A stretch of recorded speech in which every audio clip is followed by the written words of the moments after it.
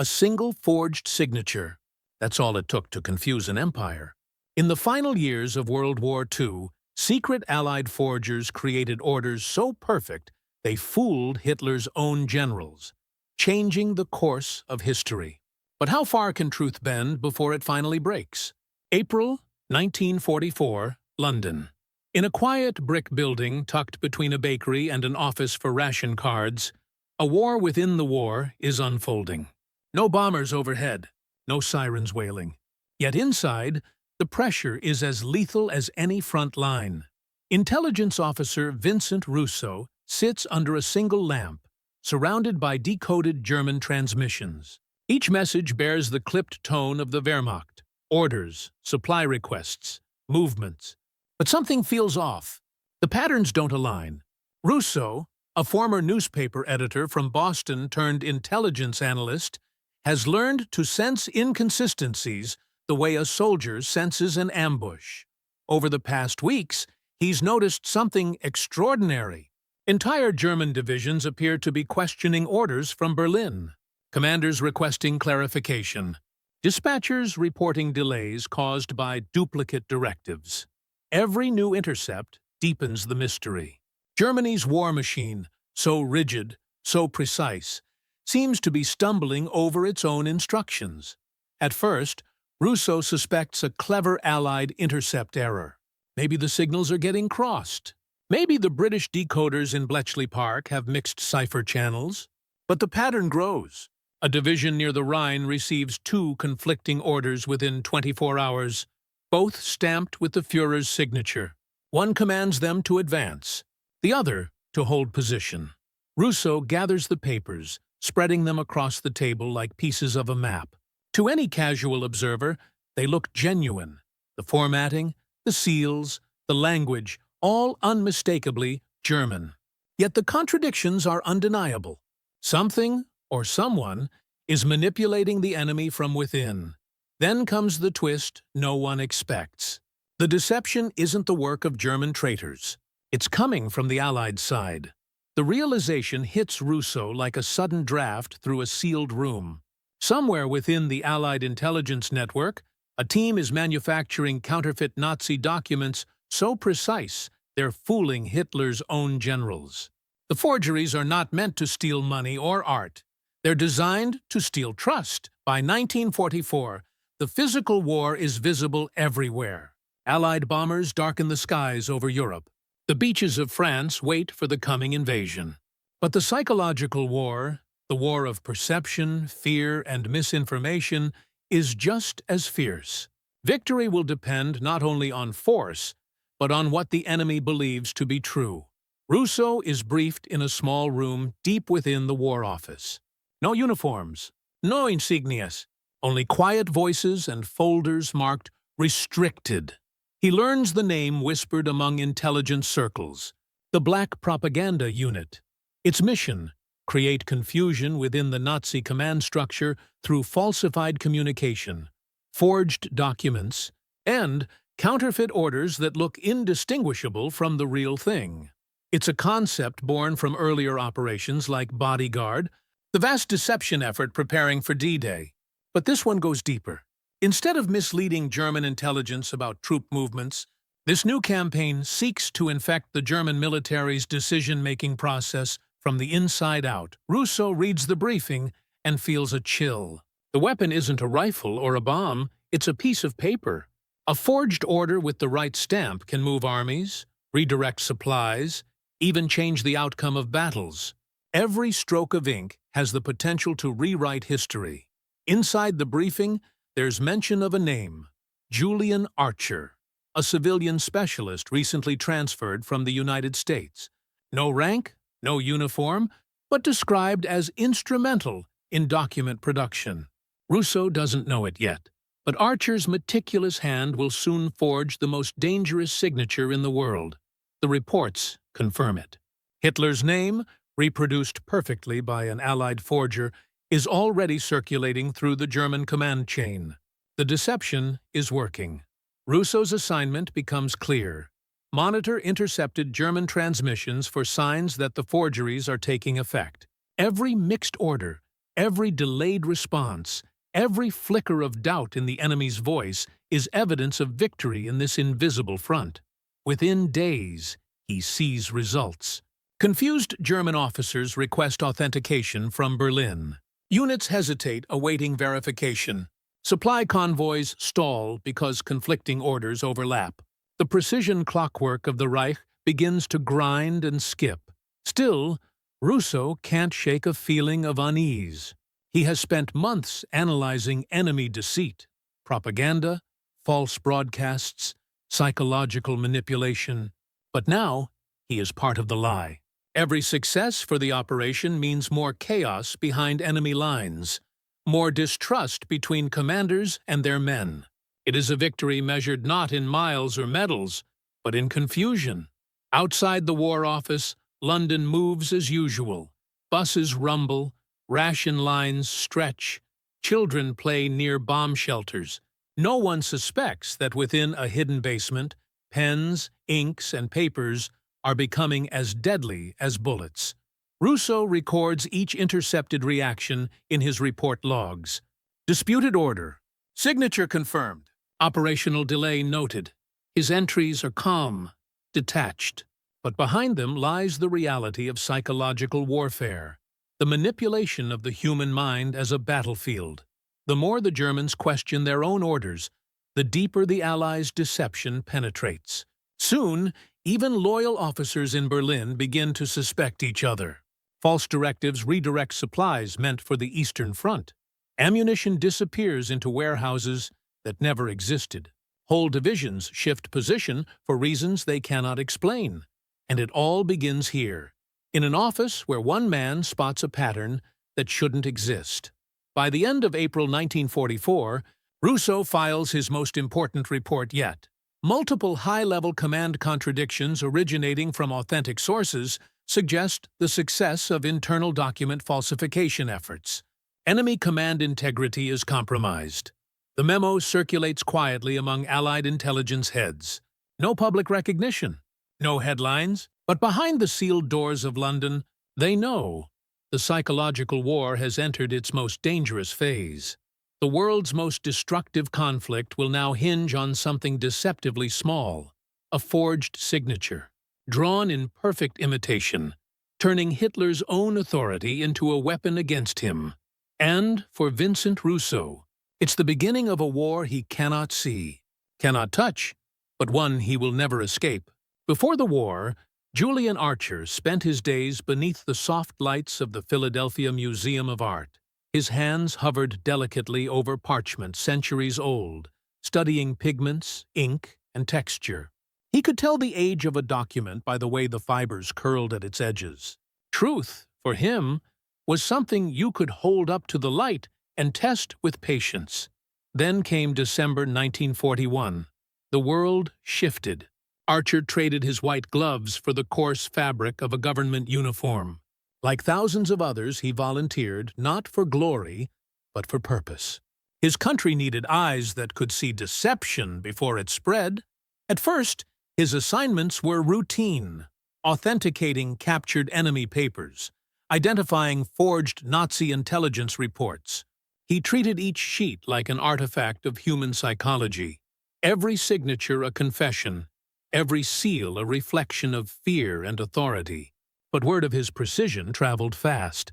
His superiors noted that Archer didn't just spot forgeries, he understood the minds that made them. By spring 1943, his name crossed the desk of a visiting British officer from the Political Warfare Executive. A discreet meeting followed. No rank insignia, no explanation, just an offer.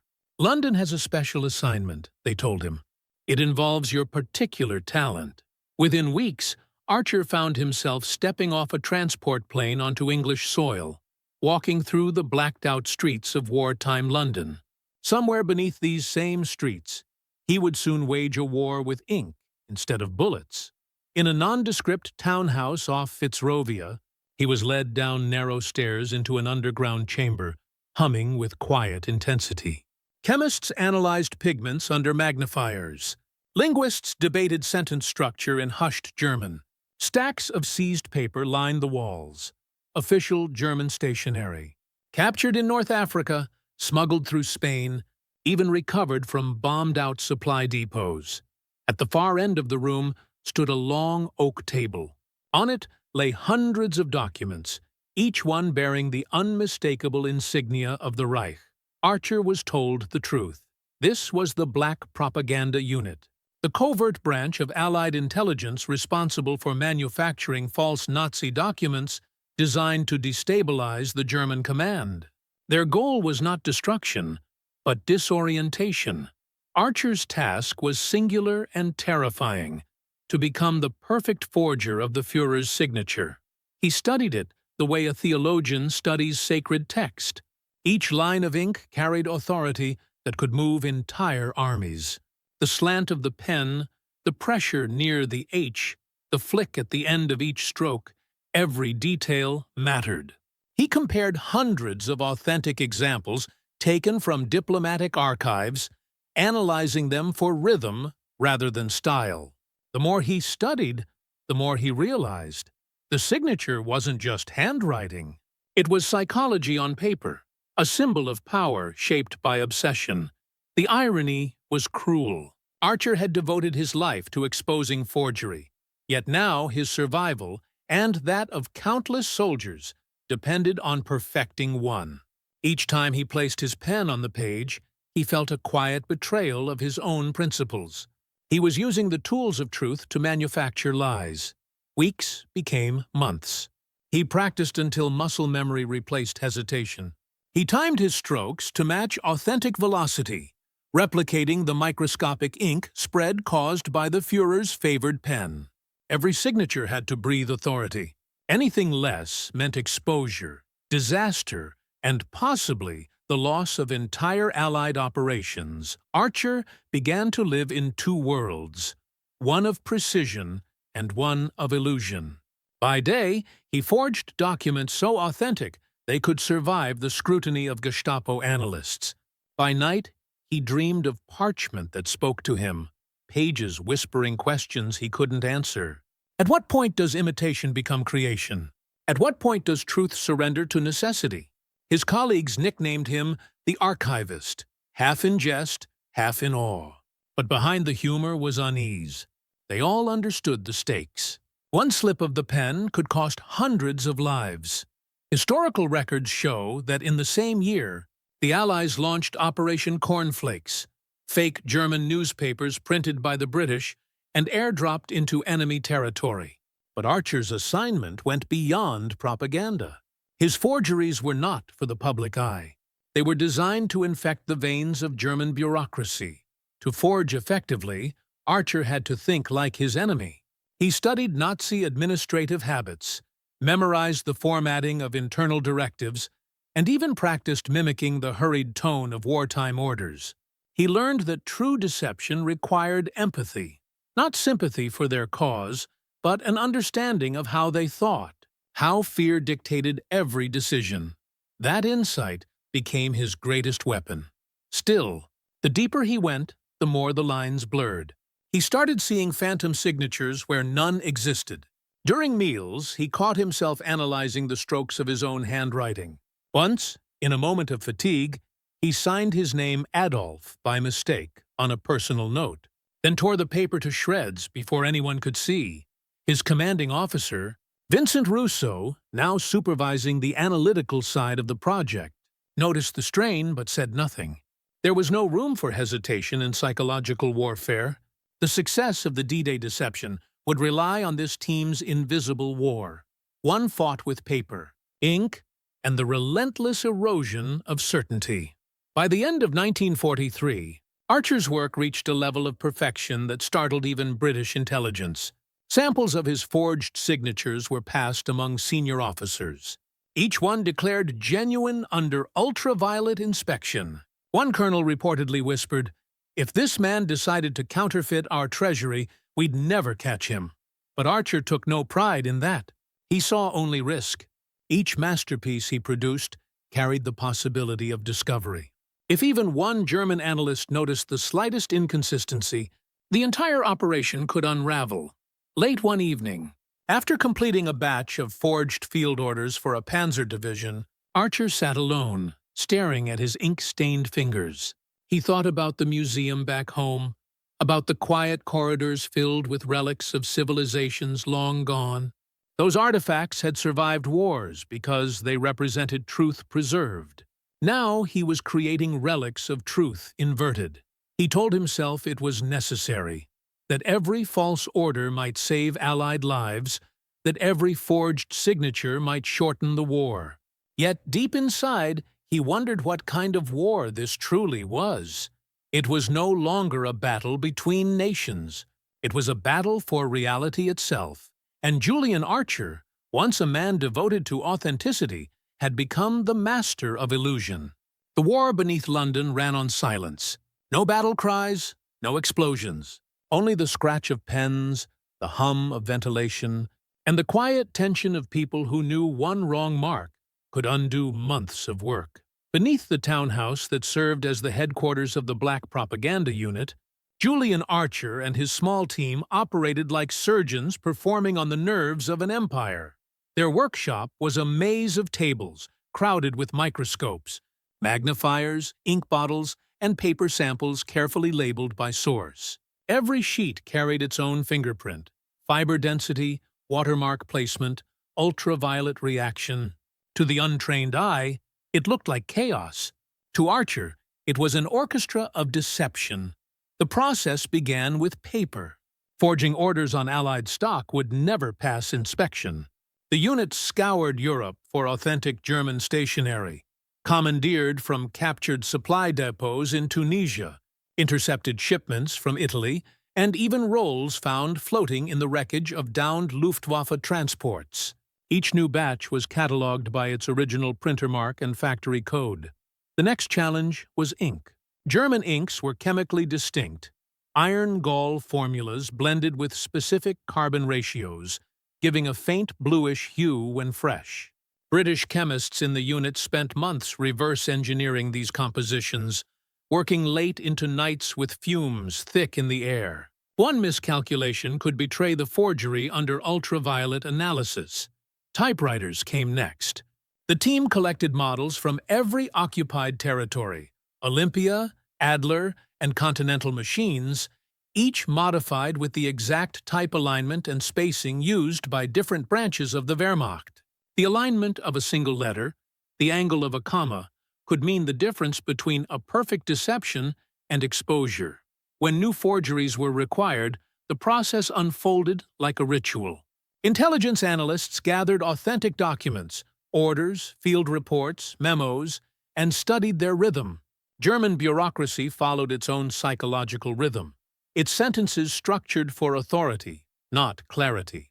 To forge effectively, Archer needed to think not as a soldier or a forger, but as a bureaucrat inside the Nazi machine.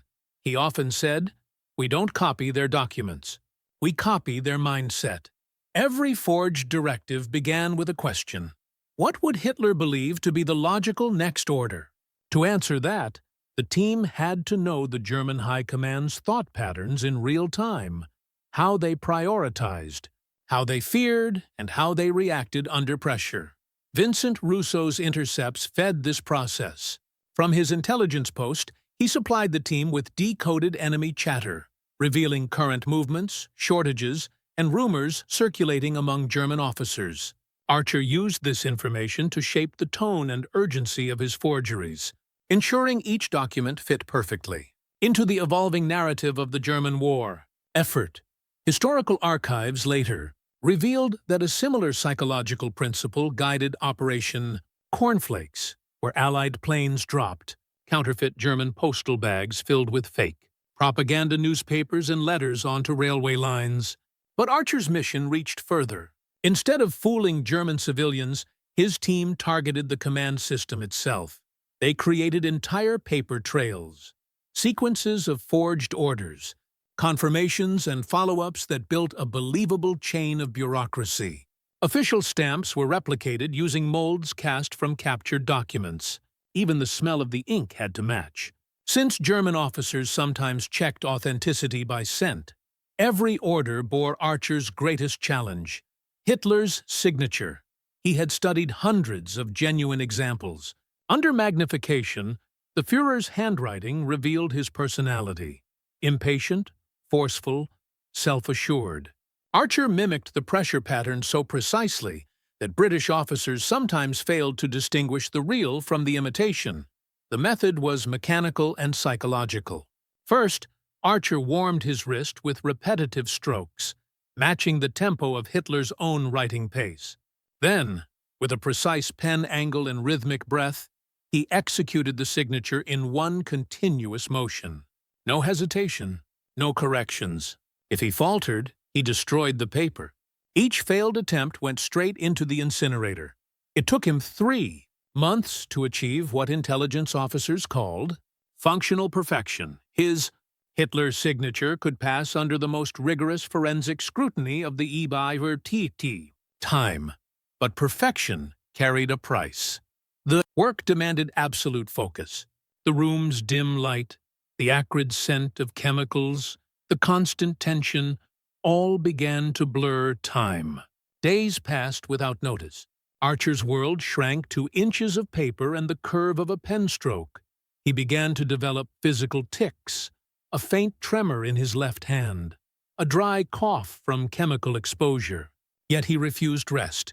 To him, the operation had become more than a mission. It was a psychological experiment with history itself.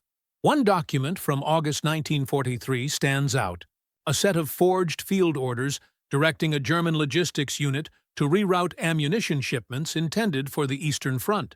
The order appeared genuine, typed on captured Wehrmacht stationery, bearing the correct regional stamp, and sealed with Hitler's unmistakable flourish.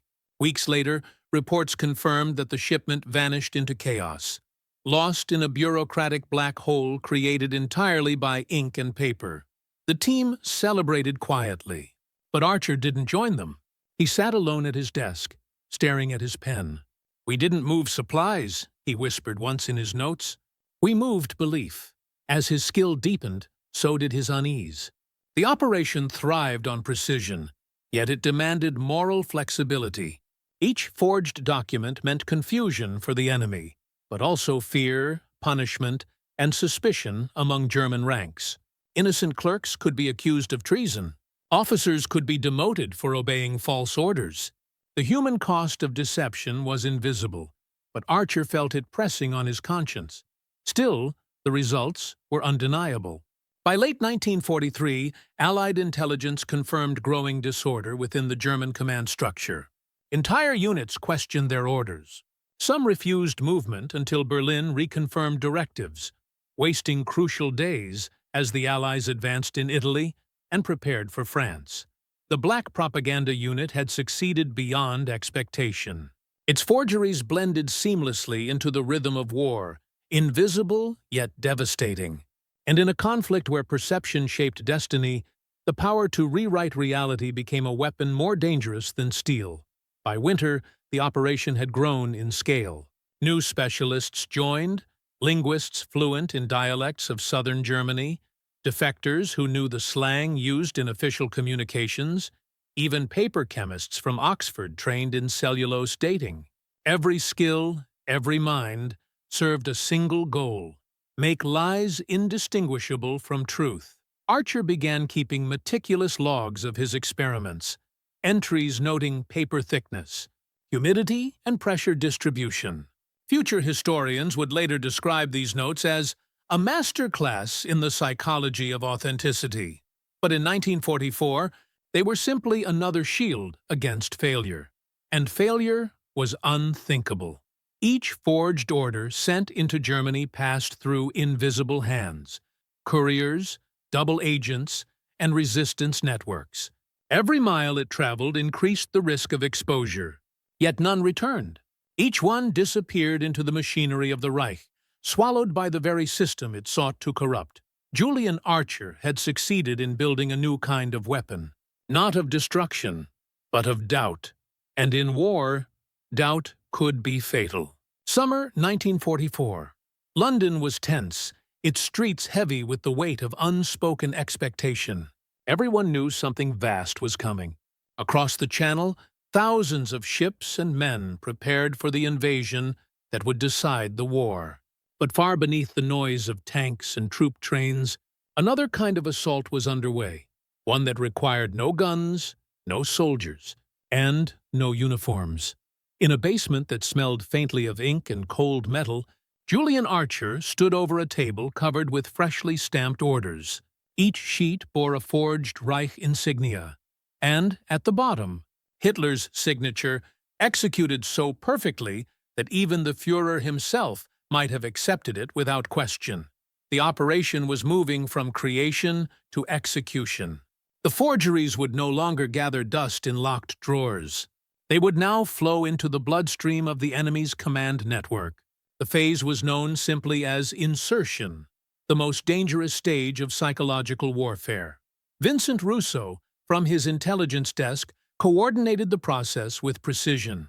The team's goal was simple in words, impossible in risk. Get forged documents inside German communication channels without exposure. If discovered, the entire deception network could collapse, undoing years of planning for the D-Day invasion. Their first target was logistics. The Wehrmacht's supply system stretched across thousands of miles, from Berlin's bureaucratic heart to the front lines in France and Poland. Every movement depended on written orders. One false command could cripple an entire division. The Black Propaganda Unit created a series of forged directives, each bearing authentic serial numbers, ink formulas, and stamps. The documents ordered a redirection of ammunition shipments from northern France to the Ardennes, supposedly to prepare for a new defensive strategy. In reality, it was chaos wrapped in paperwork. To deliver these papers, Russo relied on a complex web of resistance fighters, captured couriers, and compromised postal routes. The forgeries were folded, sealed, and slipped into legitimate communication bags intercepted by Allied operatives. Some were delivered through captured field posts. Others were placed in the personal dispatch pouches of German officers whose routes had been carefully tracked by double agents. Each drop carried unimaginable risk. A single inconsistency, a wrong postmark, an unfamiliar name on a cover letter, could expose the operation and endanger lives across occupied Europe. Yet every insertion succeeded. Weeks later, the results began to surface. Intercepted German transmissions revealed growing confusion. One message reported delayed munitions. Another described missing supply convoys. Then came a signal from a German quartermaster complaining of duplicate orders bearing identical authorization codes. Russo leaned over his decoding table, heart pounding. The enemy was obeying forged directives as if they were genuine. The deception was working. Then came the moment that would define the operation. A forged order, routed through a compromised courier network, instructed a panzer division stationed near Calais to reposition toward Antwerp for strategic redeployment. The order bore all the right markings, official typeface, the proper approval chain, and the unmistakable signature of Adolf Hitler. The document was received by the division's command office and accepted without question. Within days, entire armored units began relocating, away from the beaches of Normandy. The timing could not have been more critical. Allied invasion plans were already in motion, guided by the broader deception campaign known as Operation Bodyguard. Every forged order reinforced the illusion that the real invasion would strike at Calais rather than Normandy. Archer's papers were the invisible threads that made that illusion airtight. When D-Day arrived in June 1944, German commanders were paralyzed by contradiction. Some orders told them to hold their ground. Others demanded immediate redeployment. Hitler's own high command hesitated, awaiting verification from Berlin. The result was hours of fatal delay. Russo's office buzzed with frantic energy as decrypted messages poured in. Reports of German divisions misaligned, reinforcements stalled, and coastal defenses waiting for confirmation that never came. The radio chatter was filled with uncertainty, officers questioning each other, commanders seeking signatures that could not be verified. For Russo and his small team, Every intercepted signal felt like an echo of their own success. The Germans were fighting shadows drawn on paper. Archer, however, experienced it differently. Alone at his desk that night, he reviewed copies of his own forgeries. The strokes of ink that once seemed so controlled now felt monstrous. He had forged words that sent men marching in the wrong direction, had signed a name that sealed the fate of thousands who would never know why their reinforcements never came. He felt both triumph and guilt, a victory that carried the weight of conscience. The operation didn't stop after Normandy.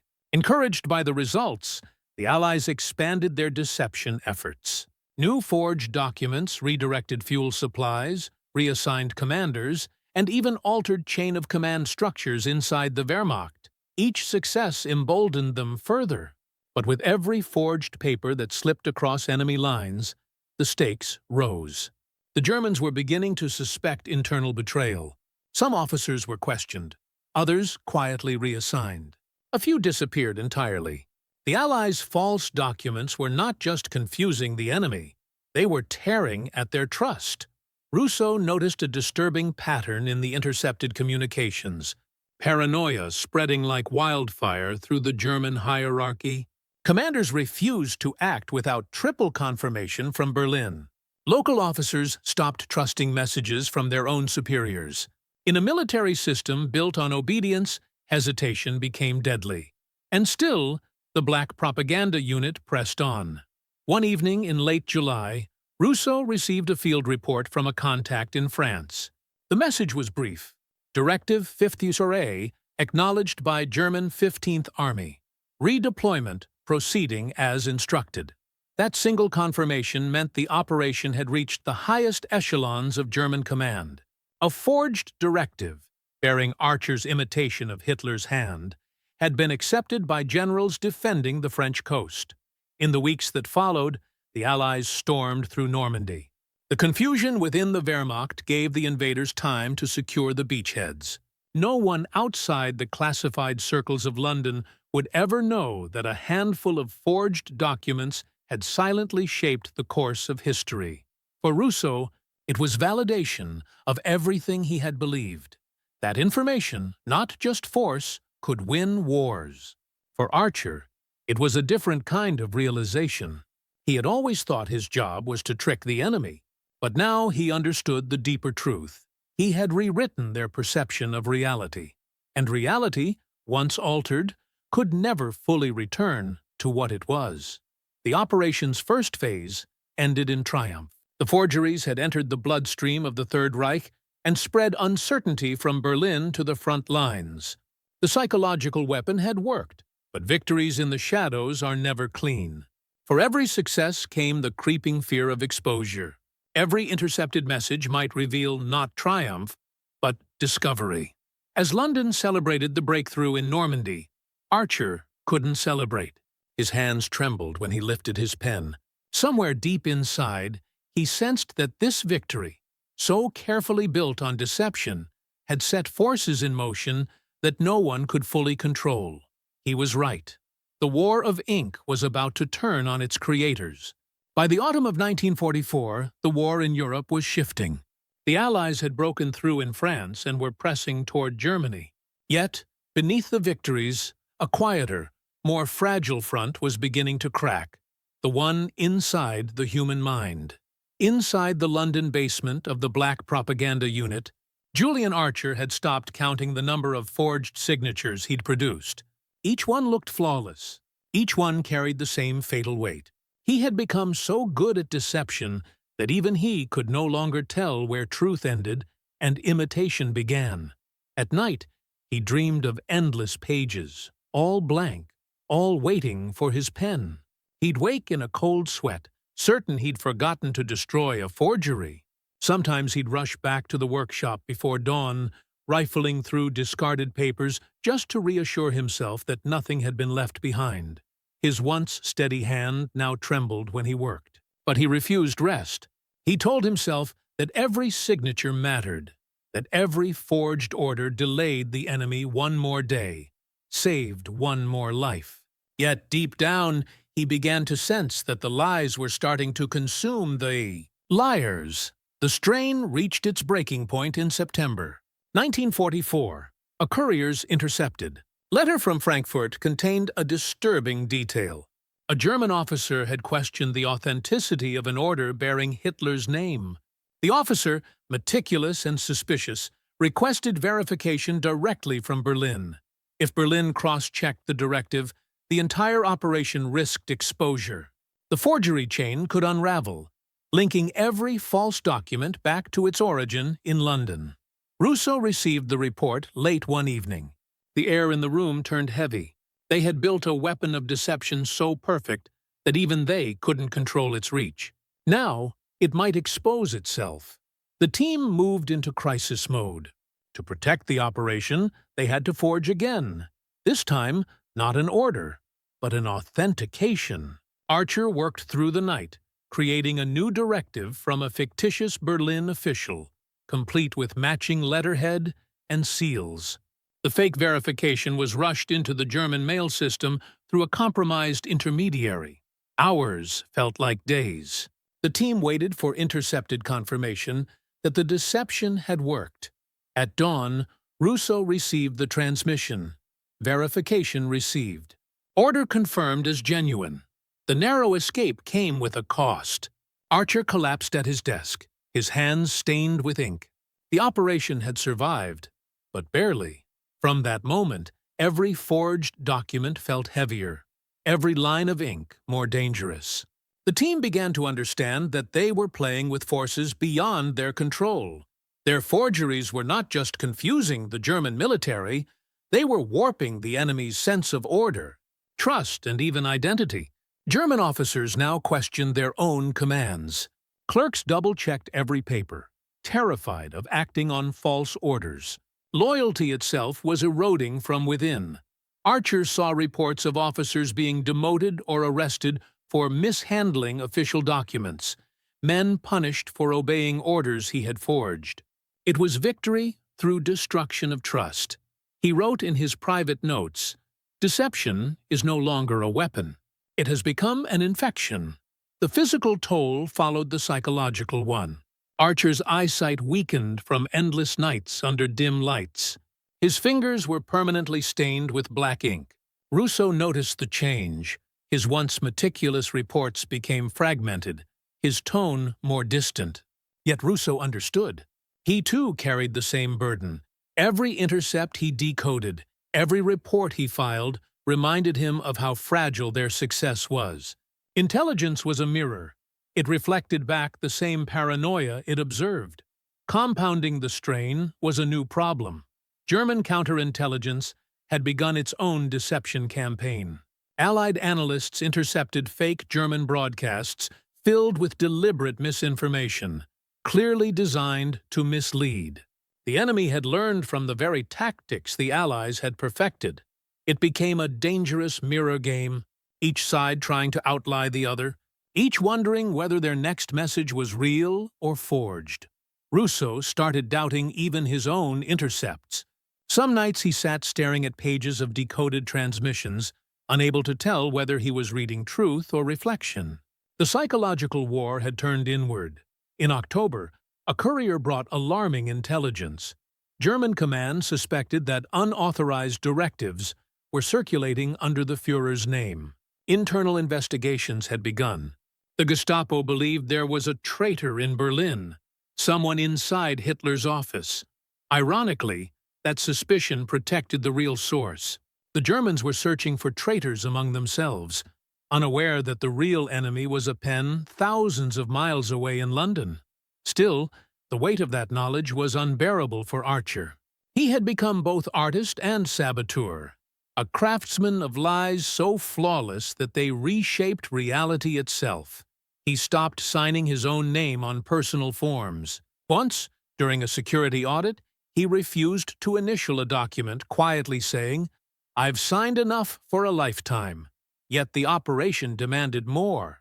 New forgeries, new directives, new psychological blows.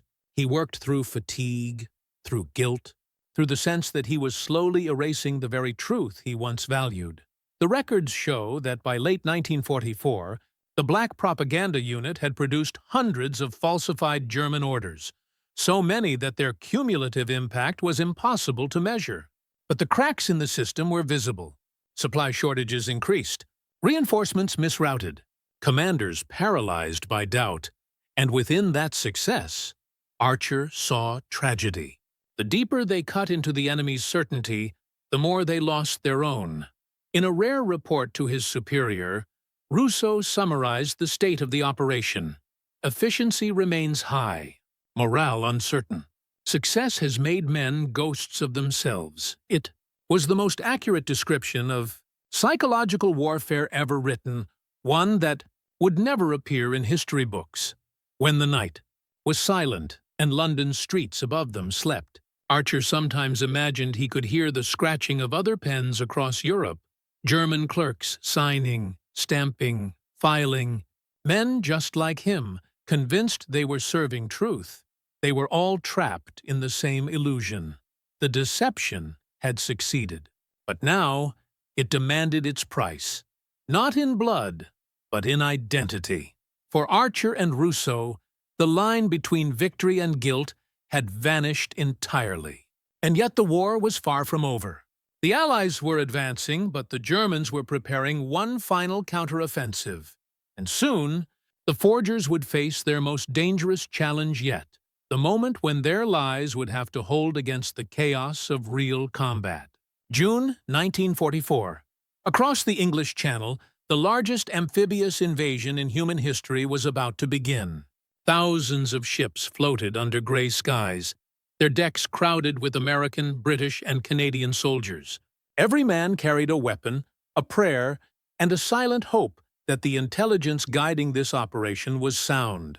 But far behind the front lines, in a basement in London, the real battle had already been waged. On paper. For months, Julian Archer's forged documents had been quietly drifting through the arteries of the German command system. Each one was a ghost order, instructing divisions to redeploy, supplies to be delayed, and fuel shipments to be rerouted.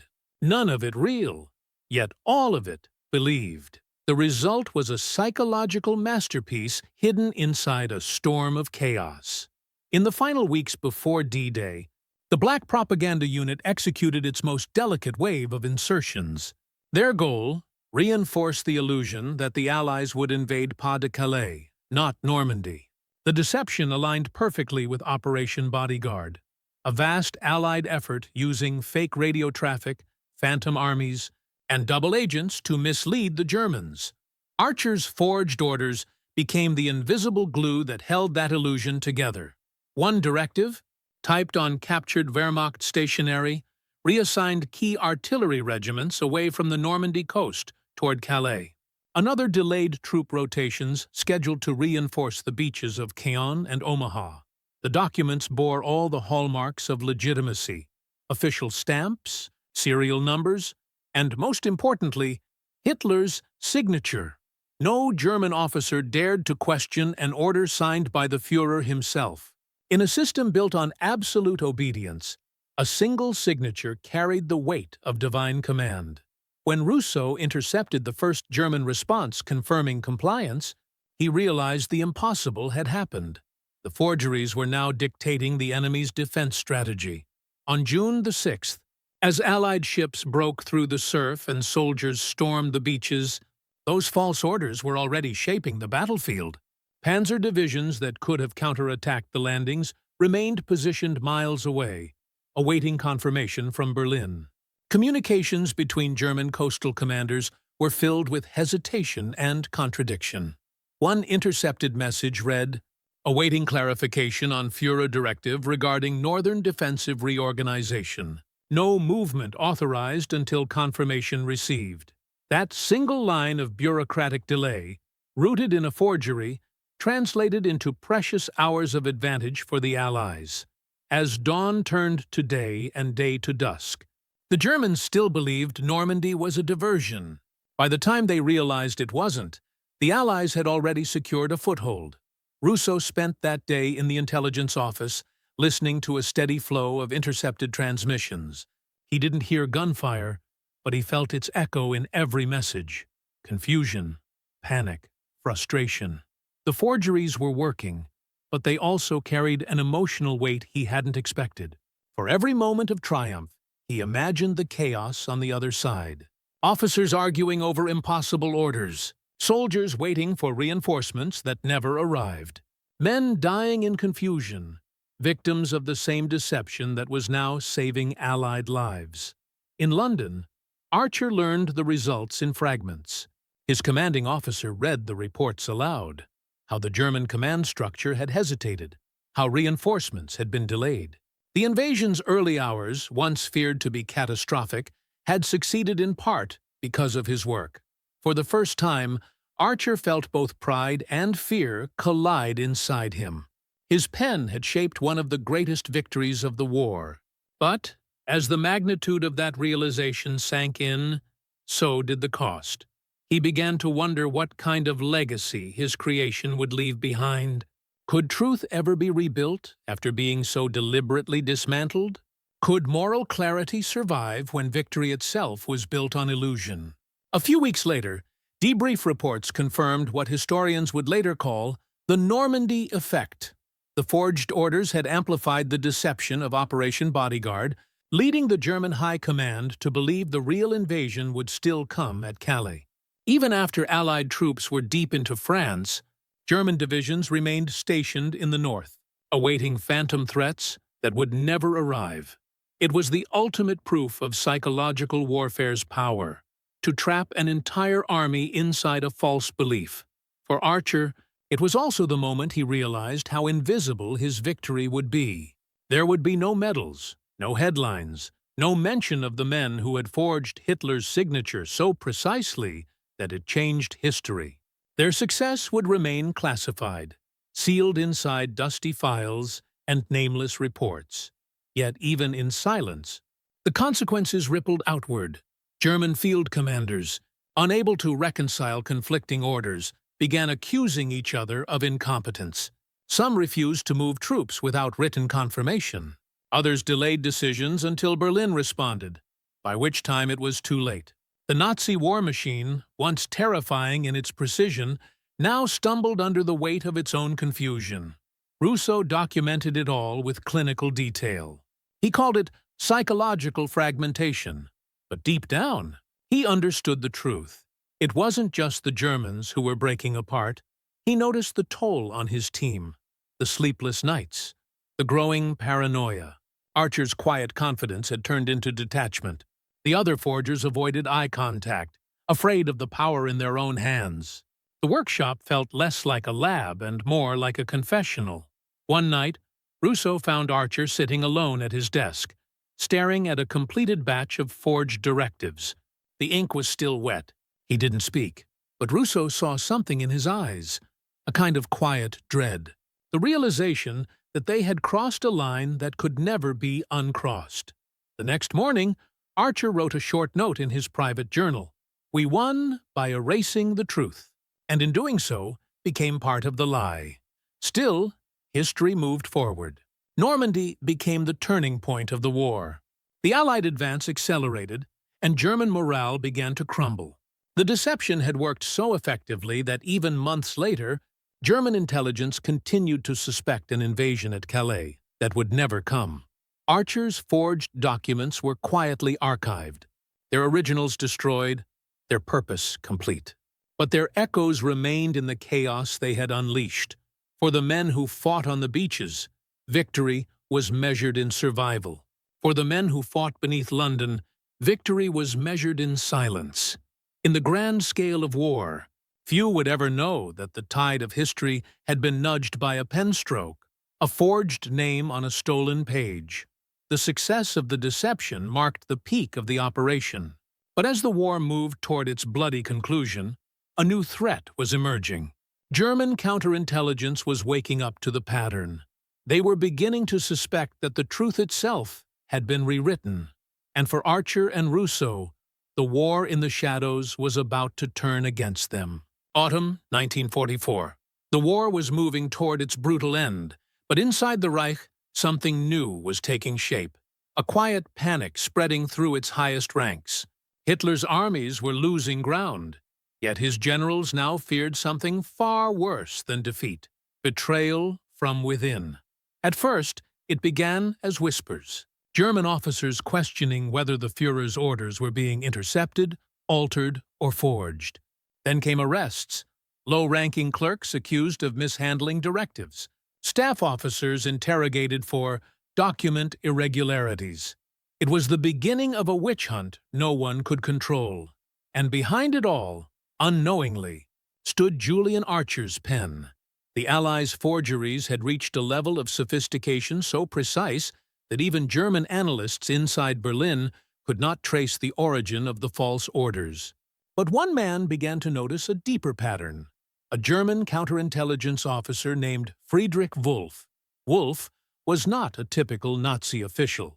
Before the war, he'd been a historian of medieval manuscripts, trained to detect forgeries and inconsistencies in royal decrees. When he examined the stream of contradictory orders flooding the German command, something caught his attention.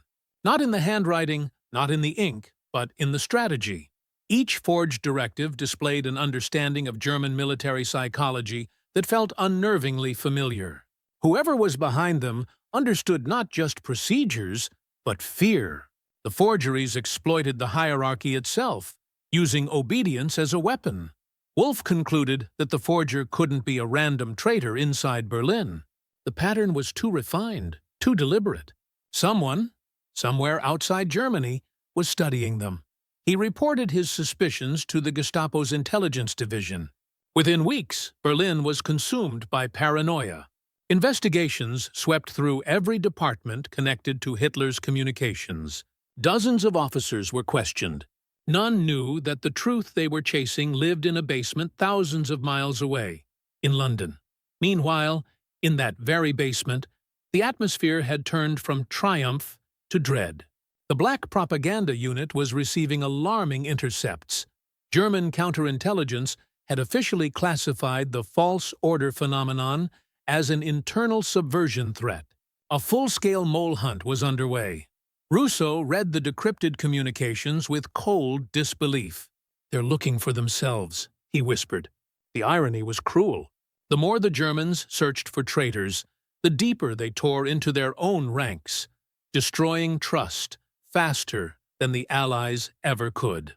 For the Allied team, it was both victory and danger. Every investigation in Berlin validated the operation's success, but each also increased the risk of exposure. If Wolff's analysis led him to realize the orders came from captured Allied channels, the illusion would collapse. The British supervisors met to discuss the crisis. Some argued to suspend the operation before it crossed the line into catastrophe. Others insisted to continue. Chaos was the goal. Archer, though visibly exhausted, made his stance clear. "If they're turning on each other, we've already won," he said quietly. His words sounded resolute, but behind them lingered fatigue and something darker, a sense that he had unleashed something that no longer needed him. So they continued. Each forged order sent after that decision carried more risk. The German system was tightening controls. Signatures required double verification, stamps were logged, and new authentication protocols were introduced. Yet Archer adapted faster. He studied every intercepted memo about the new procedures and forged not just orders, but the verifications themselves. He was no longer mimicking the enemy. He was anticipating them. Across Germany, chaos deepened. Entire divisions delayed operations, terrified that any directive might be false. Some officers refused to sign off on orders altogether. Hitler himself grew paranoid, demanding to personally approve even minor communications, a bottleneck that paralyzed his army. For Wolff, the analyst chasing the invisible forger, every new contradiction confirmed his theory. Someone outside the Reich was manufacturing documents at a level of psychological precision that mirrored his own training. He became obsessed, spending nights cross-referencing handwriting samples, ink viscosity, and even typing rhythm. He began keeping a secret file labeled Der Schattenmacher, the Shadow Maker. To him, it wasn't just forgery. It was artistry. Whoever was behind it was reshaping the war not through violence, but through mastery of perception. Back in London, Russo followed Wolf's movements through intercepted communications. He admired the man's intellect even as he feared him. Wolf was getting closer, not geographically but conceptually. He was beginning to understand the enemy he was chasing. Then came the intercept that chilled everyone in the room. Wolf's internal report to the German High Command stated, "Patterns suggest the false orders originate from outside German-controlled networks. The precision implies a foreign intelligence initiative, possible British psychological warfare program." For the first time, Archer's secret war was at risk of exposure. British intelligence convened an emergency meeting. Should they terminate the operation immediately? Burn every document? Erase every trace? Russo argued against it. "If we stop now," he said, "they'll confirm it was us. The silence will be the proof." It was a dangerous logic, but it worked. The best way to hide a lie was to keep it alive. And so, the forgeries continued. Ironically, Wolf's pursuit of the truth only deepened the deception. The Gestapo's mole hunts spread terror through German ranks. Officers were arrested on suspicion of disloyalty. Others defected out of fear. The paranoia became self-sustaining. Archer watched the reports come in with mixed horror and fascination. His work had triggered a psychological implosion inside the enemy's command, a paranoia so profound that it no longer needed external manipulation. The Reich was now forging its own collapse, yet victory felt hollow. The enemy was disintegrating, but so was Archer. His hands shook constantly. He avoided mirrors, unable to face the reflection of a man who had mastered dishonesty. By late November 1944, even Russo began to doubt whether they could control what they had started. The war had become a hall of mirrors, truth reflecting lies until no one could tell the difference. Still, the orders kept coming. The Allies needed one final deception, one last operation to push Germany toward total collapse. And, as fate would have it, that final forgery, the most audacious of them all, would arrive just as the Germans launched their desperate last offensive of the war. A storm was coming, and this time, Archer's lies would meet the chaos of battle head-on. December 1944. Snow covered Europe like a shroud, masking both victory and despair. In the forests of Belgium, the German army prepared a desperate counteroffensive. Hitler's plan was audacious: drive through the Ardennes, split the Allied forces, and capture Antwerp. The world would know it as the Battle of the Bulge.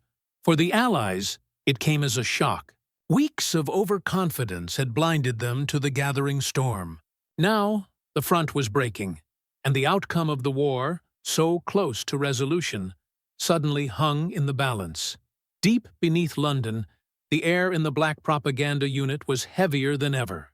The forgers listened to the reports of advancing German divisions with a mix of disbelief and guilt. They had spent years dismantling the enemy's trust. Now, the enemy had found a moment of ruthless clarity. Vincent Russo studied intercepted transmissions that described German progress through the fog-covered Ardennes. It felt surreal. The same communications network they had manipulated for months was now pulsing with renewed life. But the deception team refused to surrender their invisible war. If the Germans were mounting their last stand, then Archer and his colleagues would respond in kind, with one final impossible act of psychological warfare. The plan was born in exhaustion and desperation.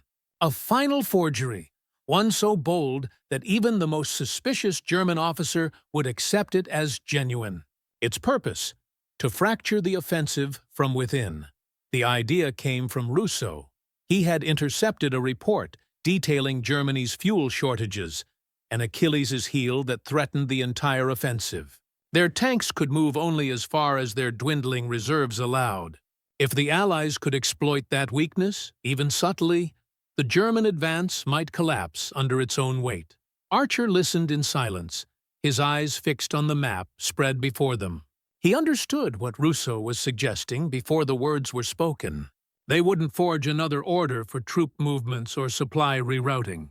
This time, they would forge Hitler's personal fuel directive, the most sacred of wartime documents, one that governed the lifeblood of the German army.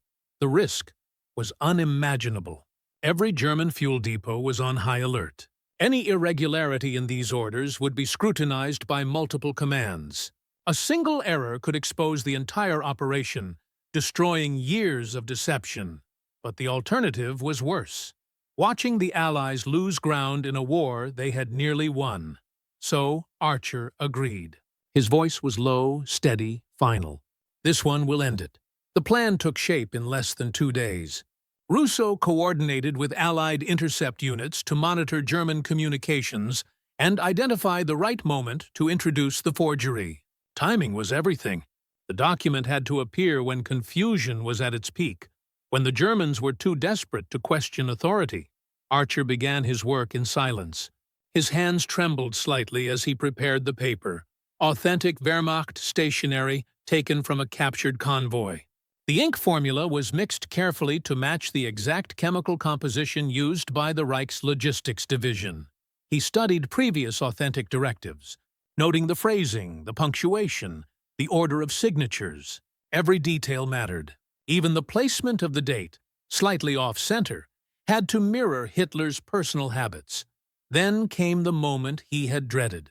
He dipped his pen into the ink, exhaled slowly, and began to write. The forged document ordered a temporary redirection of critical fuel reserves to rear depots for strategic reserve purposes. On paper, it looked like a simple logistical adjustment. In reality, it would starve the panzer divisions at the front. Finally, he added the mark that completed the illusion: Hitler's signature. The line of ink curved across the page like a blade. It was flawless. The forgery was ready. But delivering it was another matter. Through British intelligence channels, a double agent embedded in the German logistics network was selected to insert the document. He had already smuggled 2 successful forgeries earlier that year. This would be his last mission. On a freezing December night, the forged directive began its journey, hidden in a sealed pouch among authentic dispatches bound for a supply command west of Cologne. If it passed inspection, it would ripple through the entire German fuel system within days. All Archer and Russo could do now was wait. Hours turned into days. The Battle of the Bulge raged on. German tanks surged forward, cutting deep into Allied lines. The situation grew desperate. Then, on December 22nd, the first confirmation arrived. An intercepted German message reported temporary reallocation of fuel reserves to depot maintenance. Another, 2 days later, described units halting operations due to supply inconsistencies. Russo stared at the printout in disbelief. The forged directive had been accepted. By Christmas Eve, the German offensive had slowed to a crawl. Armored divisions sat idle, waiting for fuel that would never come.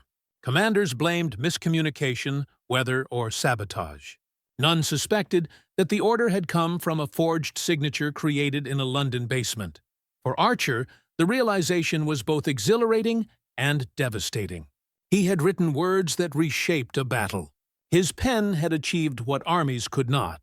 Yet he felt no triumph, only exhaustion. In the intercepted chatter, he heard echoes of his own guilt. German officers shouting for clarity. Logistics clerks insisting the orders were correct. Soldiers waiting for supplies that would never arrive. He had crafted. Confusion so perfect that even reality seemed to bend around. Historians would later note that the German offensive stalled partly because of fuel shortages, but no archive would ever record the role of a single forged document.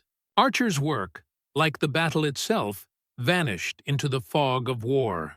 When confirmation finally came that the Allies had regained the initiative, Russo quietly closed his file. He should have felt relief. Instead, he felt an ache that words couldn't explain. The forgeries had saved thousands, but they had also made him complicit in a kind of unseen cruelty. Archer sat in silence, staring at the final page of the forged directive still pinned to his desk. The ink had dried perfectly. The signature looked alive. He reached out, touched it once, and whispered to himself, "It's over."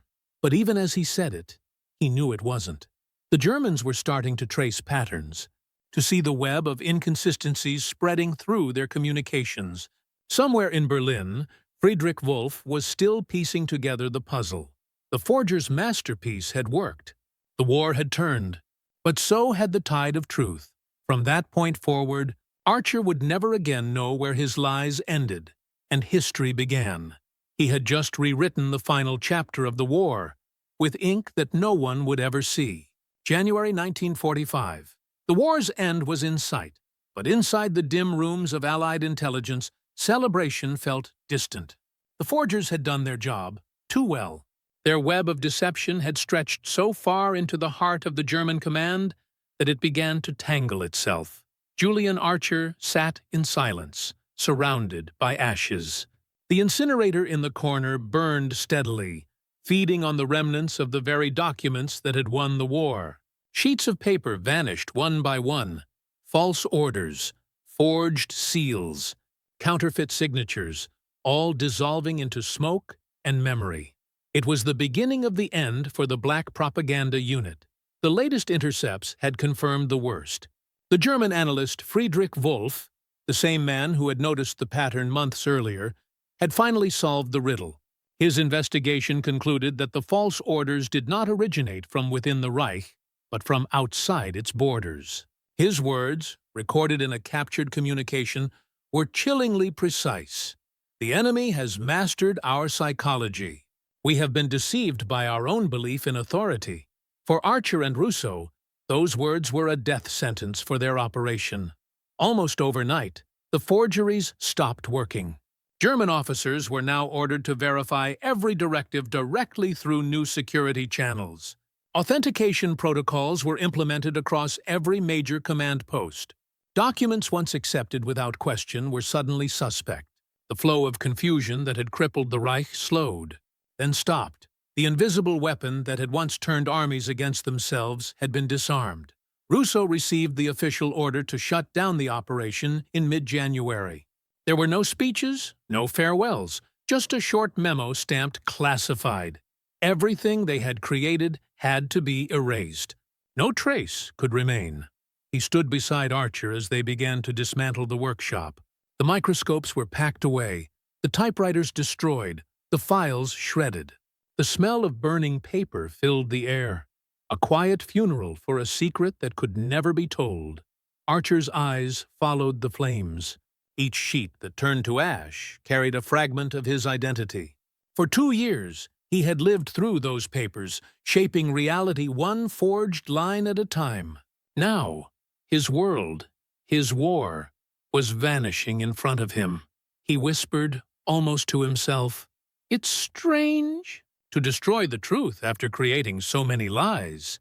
Russo didn't answer.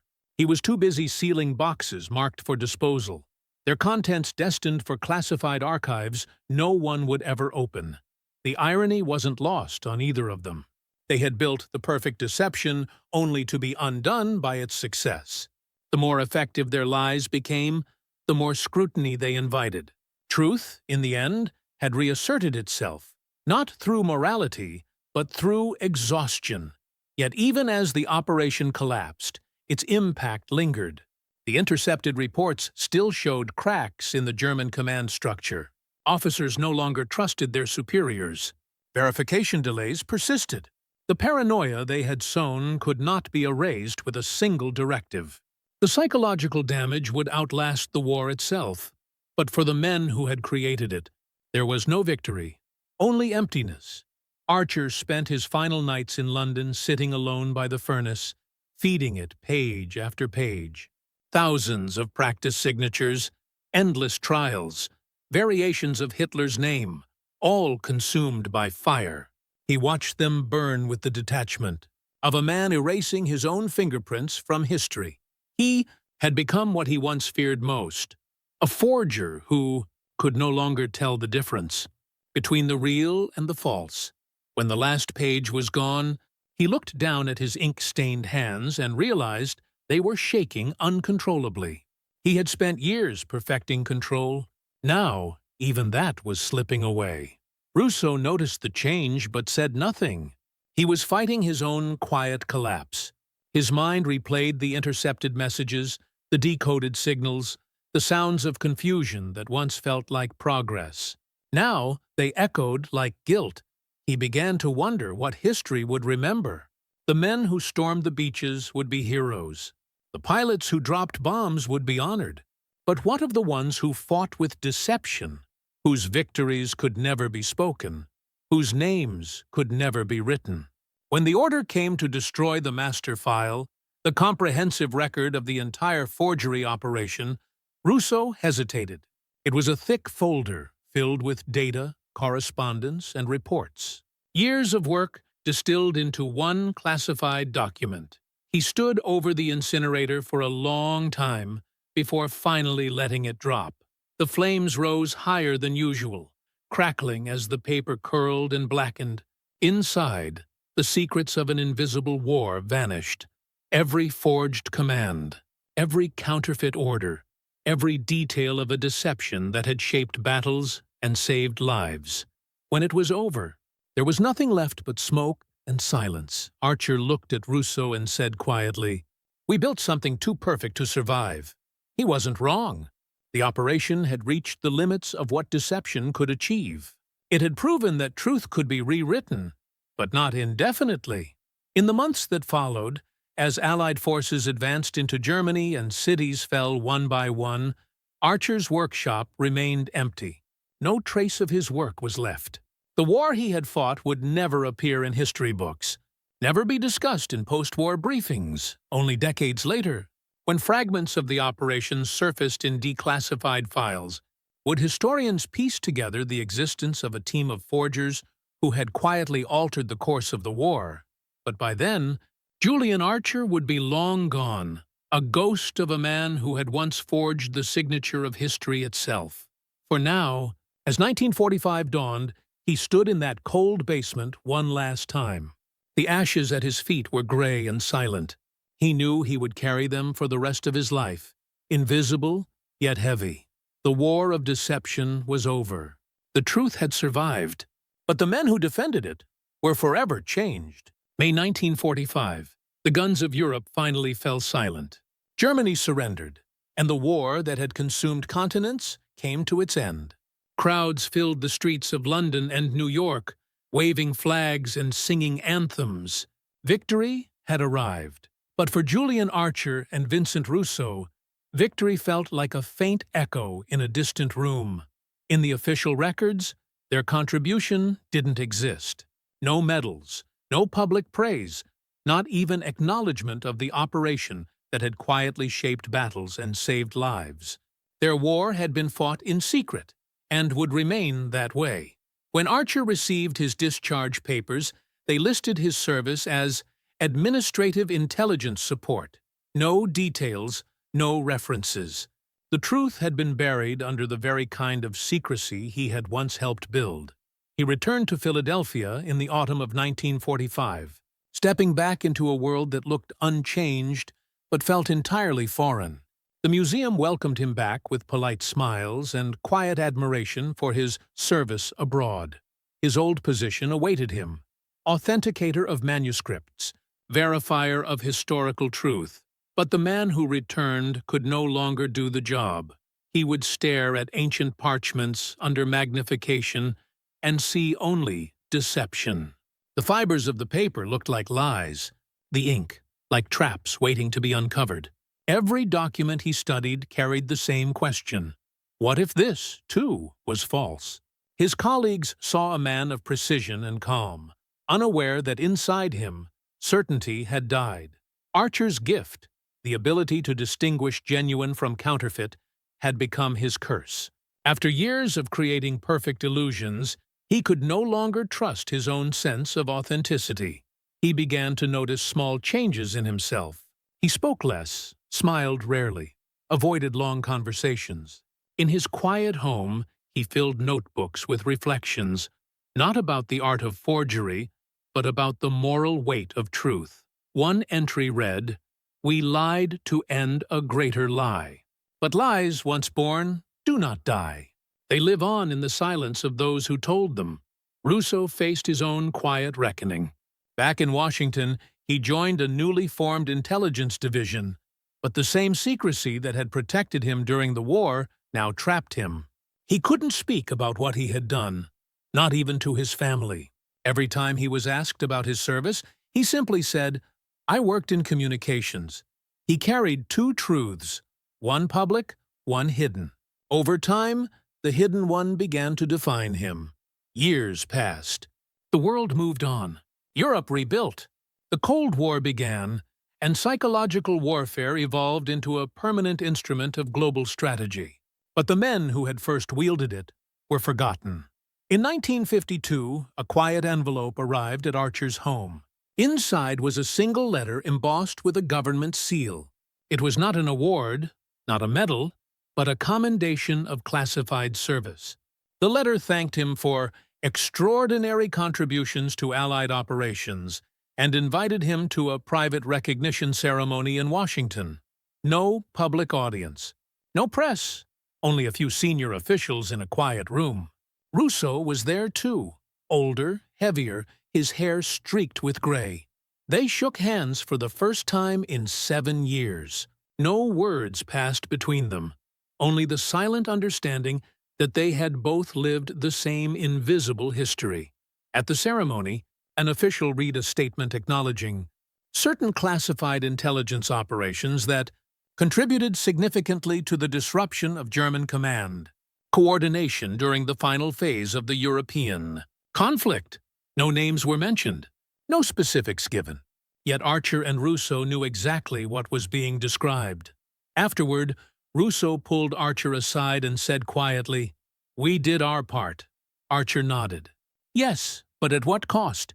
It was the only exchange they had that day. Later, when the final report was handed to them, Archer noticed one line buried at the bottom. Estimated impact. Operations contributed to supply disruptions, delayed reinforcements, and command disorganization resulting in accelerated Allied victory. Civilian casualties. Indeterminate. He folded the paper carefully, placed it in his jacket pocket, and never spoke of it again. Years turned into decades. The world grew more complex, more suspicious, more reliant on manipulation and misinformation. New generations would call it information warfare. But to Archer, it was only an evolution of what they had already done.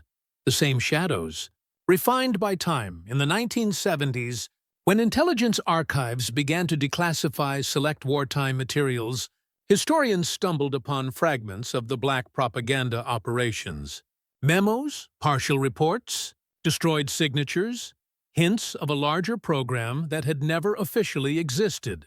Archer, then in his late 60s, was contacted for an interview by a British researcher studying the history of Allied deception. For the first time, someone was asking questions that touched the edge of the truth. He agreed to speak, but only off-record. Sitting in his study surrounded by books he could no longer fully trust, he described the war as a contest of perception. He spoke about the psychological side of conflict, about how fear and authority could be weaponized more effectively than any bomb. When the interviewer asked if he would do it again, Archer paused for a long time. Then he said, "Yes, but I'd understand the cost sooner." He smiled faintly after saying it, the kind of smile that carries both acceptance and regret. Not long after, he received a letter from Russo. It was short, written in neat script. Russo's health was failing, and he wanted to express something he had never said before. "We lived through a war most men will never know existed. It wasn't fought for glory.